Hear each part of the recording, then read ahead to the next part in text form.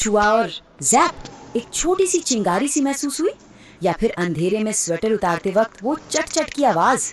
ये कोई जादू नहीं है, बल्कि हमारे चारों ओर मौजूद एक अदृश्य शक्ति का कमाल है। आज हम इसी रहस्यमयी दुनिया की पड़ताल करने वाले हैं। ये कुछ ऐसे सवाल हैं जिनका अनुभव हम सब ने कभी ना कभी किया ही है। दरवाजे से लगने वाला वो छोटा सा झटका हो, या फिर स्वेटर से आने वाली वो चट चट की अजीब सी आवाज। ये मामूली लगने वाली घटनाएं असल में एक बहुत बड़े वैज्ञानिक रहस्य की तरफ इशारा करती हैं। जी हाँ, ये सिर्फ कोई अजीबोगरीब वाकये नहीं है। ये असल में हमारी दुनिया को चलाने वाली एक बहुत ही मूलभूत, एक फंडामेंटल शक्ति के छोटे छोटे सुराग हैं। चलिए देखते हैं कि इन मामूली से झटकों के पीछे कितना बड़ा विज्ञान छिपा हुआ है। तो इस रहस्य को सुलझाने के लिए हमारा सफर कुछ इस तरह का होगा। सबसे पहले हम इन रोजमर्रा की चिंगारियों को जरा करीब से देखेंगे। फिर हम थोड़ा समय में पीछे चलेंगे और जानेंगे कि कैसे हजारों सालों से इंसान इस शक्ति को लेकर हैरान रहा है।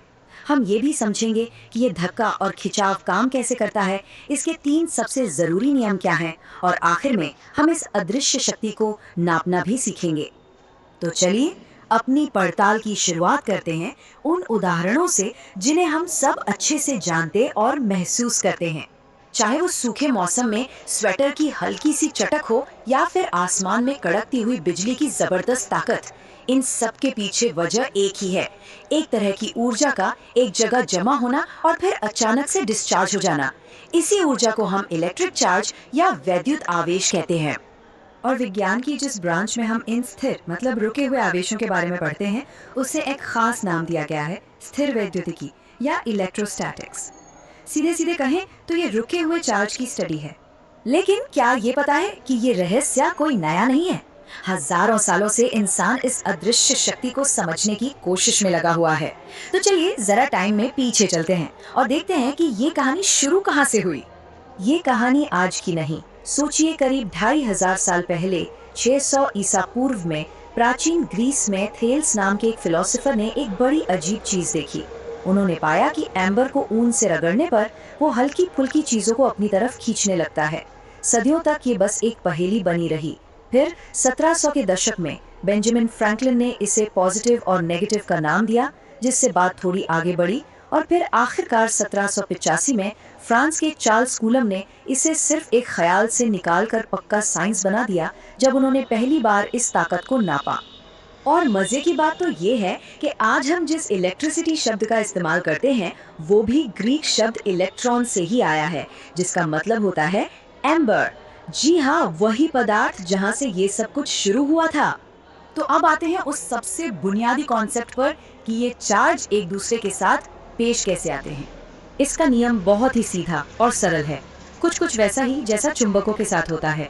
एक जैसे चार्ज मतलब पॉजिटिव पॉजिटिव या नेगेटिव नेगेटिव एक दूसरे को दूर धकेलते हैं, और जो अलग अलग होते हैं जैसे एक पॉजिटिव और एक नेगेटिव, वो एक दूसरे को अपनी ओर खींचते हैं।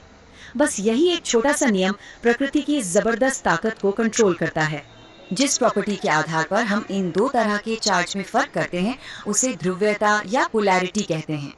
और वैज्ञानिकों ने बस एक कन्वेंशन, एक नियम बना लिया कि जब कांच की छड़ को रेशम से रगड़ा जाता है तो उस पर जो चार्ज आता है उसे पॉजिटिव माना जाएगा। अब चलिए उन 3 पक्के नियमों पर नजर डालते हैं जिनका पालन हर इलेक्ट्रिक चार्ज को करना ही पड़ता है। ये कभी नहीं टूटते। तो ये 3 नियम हैं। पहला, चार्ज को जोड़ा जा सकता है, मतलब अगर कहीं पर +5 और -2 चार्ज हैं तो टोटल चार्ज हुआ +3। Simple maths. दूसरा, चार्ज को न तो बना सकते हैं और ना ही मिटा सकते हैं, ये बस एक चीज से दूसरी चीज पर ट्रांसफर होता है। और तीसरा, जो कि सबसे दिलचस्प है, चार्ज हमेशा छोटे छोटे पैकेट में आता है, मतलब आधा या सवा चार्ज जैसा कुछ नहीं होता। ये हमेशा एक सबसे छोटी यूनिट का पूरा मल्टीपल ही होगा। तो हमने नियम तो जान लिए, लेकिन सवाल ये है कि हम इस अदृश्य ताकत को नापते कैसे हैं। और यहीं से हमारी कहानी का अगला हिस्सा शुरू होता है, जहां हम इसे नंबर्स में बांधना सीखेंगे। याद है, अभी हमने चार्ज के छोटे छोटे पैकेट्स की बात की थी। उस सबसे छोटे पैकेट को प्राथमिक आवेश या ई कहा जाता है। ये नेचर में मौजूद चार्ज की सबसे छोटी यूनिट है, जिसे तोड़ा नहीं जा सकता। ये एक अकेले इलेक्ट्रॉन या प्रोटॉन का चार्ज होता है। और ये यूनिट आखिर है कितनी छोटी? इसका मान है 1.602 गुणा 10 की पावर -19 कूलम। जरा सोचिए, इसका मतलब है दशमलव के बाद 18 जीरो और फिर 1602। ये अविश्वसनीय रूप से छोटी संख्या है। इसका सीधा सा मतलब ये है कि कुदरत में मिलने वाला कोई भी चार्ज हमेशा इस छोटी सी यूनिट E का ही कोई पूरा मल्टीपल होगा, जैसे 1e, 2e, 10e। आपको कभी भी 1.5e या 2.7e जैसा चार्ज नहीं मिल सकता। इसी को आवेश का क्वांटीकरण कहते हैं। अच्छा, जिस स्टैंडर्ड यूनिट का हम इस्तेमाल करते हैं वो है कूलम्ब, जिसे C से दिखाते हैं। लेकिन जैसा कि हम अभी देखेंगे, ये रोजमर्रा के स्टैटिक शॉक के हिसाब से एक बहुत बहुत बड़ी यूनिट है। इसे समझने के लिए जरा सोचिए, अगर एक सेकंड में 1 अरब इलेक्ट्रॉन यानी 100 करोड़ इलेक्ट्रॉन एक जगह से दूसरी जगह भेजे जाएं, तब भी सिर्फ 1 कूलम चार्ज जमा करने में करीब करीब 200 साल लग जाएंगे। जी हाँ, 200 साल।